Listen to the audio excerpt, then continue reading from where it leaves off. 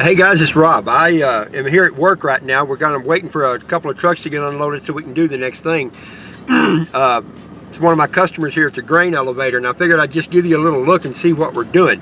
And by the way, if it looks like I'm a little more toothless than I was, it could be because I am.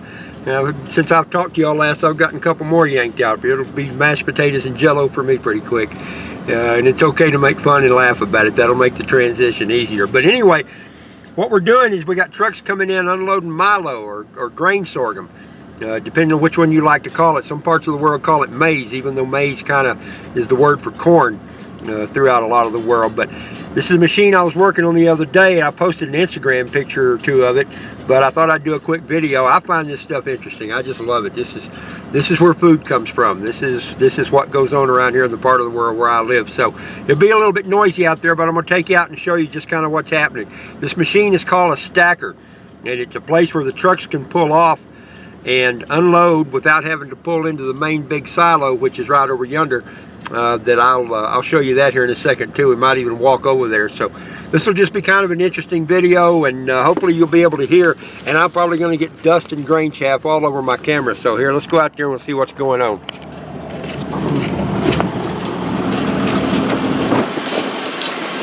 See if I can climb up here where we can see. And I can't see the camera, so I'm not going to have a clue what I'm doing. But right here you can see this is where they're unloading the truck.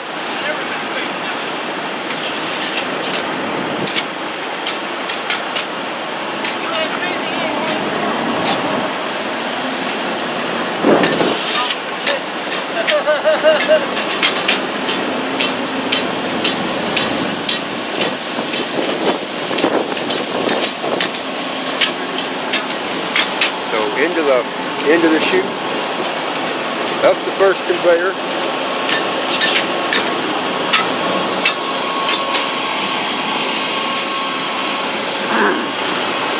into this conveyor,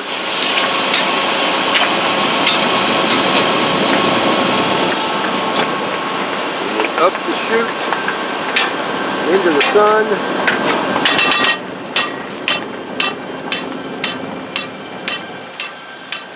and out the other side. And it makes a great big huge pile. It's really pretty to look at from up above. Now you can see the electrical part of it. That's what I've been working on over there. And it looks like this truck is done. The next one's coming up. We'll watch. Every now and then some of these trucks have really low hopper dumps and they get kind of high-centered as they come off, but most of them are okay.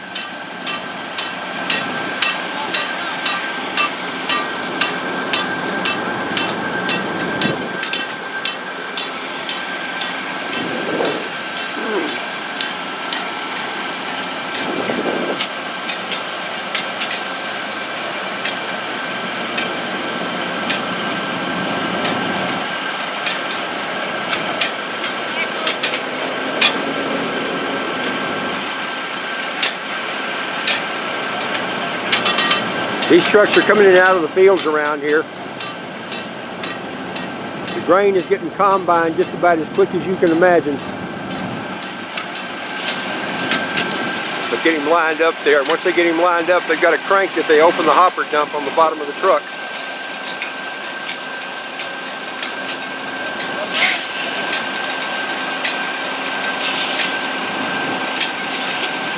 There it comes.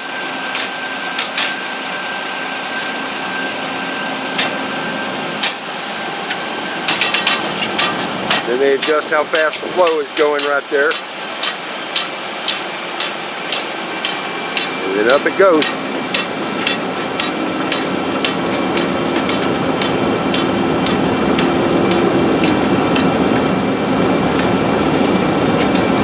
Now the big building you see in the back, that's the main silo back there.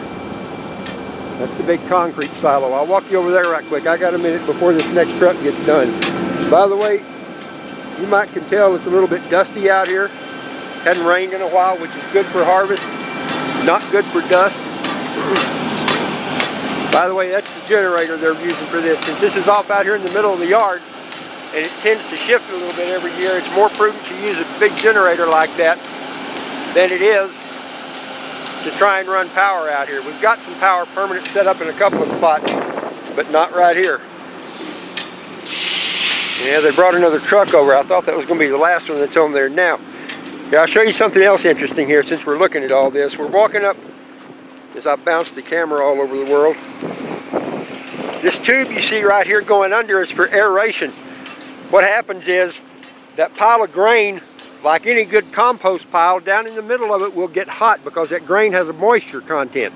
Now the moisture content's pretty low. They try to keep it at 17% or less. Excuse me. But sometimes it comes in a little bit more than that. But even at 17%, when it gets in there and gets hot, that will start fermenting and going bad. So we put these tubes on here. I say we, they do. I just bring the wire, which just thought of something I forgot. Anyway, they put these tubes on here that blow air in and go through these big tubes.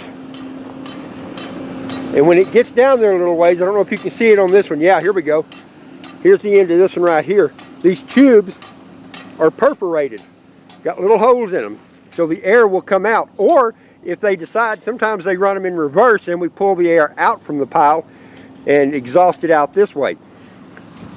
Opinions seem to vary on what the best way to do it is. I think blowing the cold air at night up into the pile and cooling it off directly in the middle is the best way to do it, but they don't always ask me. Now that over there is the fertilizer barn where they store fertilizer and that kind of thing. But there you can see where the tube's running on out that direction. Eventually, this pile will probably go all the way over to where you see that pile of dirt over there all banked up. And then over in the distance, of course, you can see another machine they're using to stack grain. Well, that guy didn't take any time to get unloaded. No wonder they brought another truck in. He must have just had a little bit left over from somewhere. Now what's going to happen is when they come in, they weigh to see how much they are. When they leave, they weigh again. And the difference in the weight is they know how much grain just got dropped off, and then the farmer, whichever farm it is, gets credited for that amount. I hope this isn't too boring to all y'all, but I think it's kind of interesting. And so I'll show you. Now they've been bringing corn in lately, and the corn all comes over here and goes into the big long barn. They call that flat storage right there. And that barn will be filled up with corn by the time they're done, if it's not already. And then, if they can't dump outside, they'll dump in here into the silo tank storage. I've never actually measured how far that is up there, but I know when I'm working up there on top and get over close to the edge with no rail, makes me a little bit careful. Reminds me that I am allergic to gravity, as it turns out. And I'd rather not have an allergic reaction. There we go. Yeah, they've got a pretty good bit of corn in here already. Nowhere near full, but actually a little bit more than I thought they had. There we go. Now the light changes so we can see a little something, but that'll give you an idea of what they've got in here for now. That's the other end down there. Up underneath this, you can't really see it here. There is an open trough. Well, it's not really an open trough. Up underneath this barn, there is a big auger. And when I say auger, it's a screw type auger that moves stuff. Now I'm not going to be able to think of the guy. Archimedes, like an Archimedes screw. And they can open different pits from underneath to let the corn drain out into the bottom. And then that auger brings it back over here, and it takes it into the leg. The tall parts where the grain gets lifted out of the pits and taken up high are called elevator legs. And then it redistributes it wherever they want it to be, whether they dump it into trucks or whether they put it in different silos. Up above up there, you can see is where the grain comes in with another set of augers. It comes down the pipe over here and comes down into that auger, and then the same thing, they just open it up at the top for wherever they want it to dump out. First thing they wanted to do when they got going here was to get these tubes covered up so that this big fan right here, this big 75 horse motor here runs a fan that pulls air from the tunnel and brings it out. So it kind of keeps it exhausted that way and helps keep it cool. Plus they've got fans and pits at the top to let the fans and what the heck ever that is up there, a hole in the wall, how about that, that let the heat out that way. In here there's some wind. I don't know how much noise that's going to make. Plenty, I'll bet, but it's funneling in here. But in here is where they dump. The trucks pull over, drop the grain in there, or this one, and then both of these get taken. These are the two elevator legs right here, number 1 and 2. Let me open one of these up and you can see what it looks like in there. See, that one's actually running, which surprises me. I didn't think they would be, but it's a series of buckets on a belt that go all probably from the very bottom of this pit down here, but you can't even see the bottom here, to the very top. Yep, that one's running too. Probably close to 200 feet by the time it takes it all the way from the bottom up to the top. We'll walk through here and just look at the electrical room. If I had more time, I'd take you down into the pit. Oh, there's rats and mice. That's always nice. Big surprise. Get out of here, you little stinker. Get. But this is the electrical room. And it all happens to be conveniently located right next to railroad tracks. So they can even load up grain cars on railroads if they need to. Let me shut this. And we'll just go back out and around this way and it'll kind of give you a better idea of what's going on. Be fun if there was a train coming, but I don't see one. I could go put my head on the track and listen like out of an old West movie. Those fans right there are the same thing. It's all a matter of keeping cool air to keep the grain from getting too hot and going bad.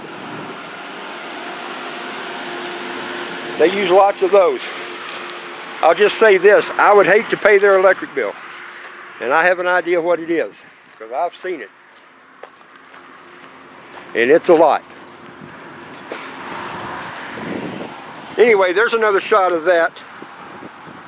We've gone several minutes here, but that's what's going on in the world of harvesting and grain storage. And so there you go. Anyway, hope y'all enjoyed that and it wasn't too boring. But I love this stuff. I like doing it. All right, cheers y'all.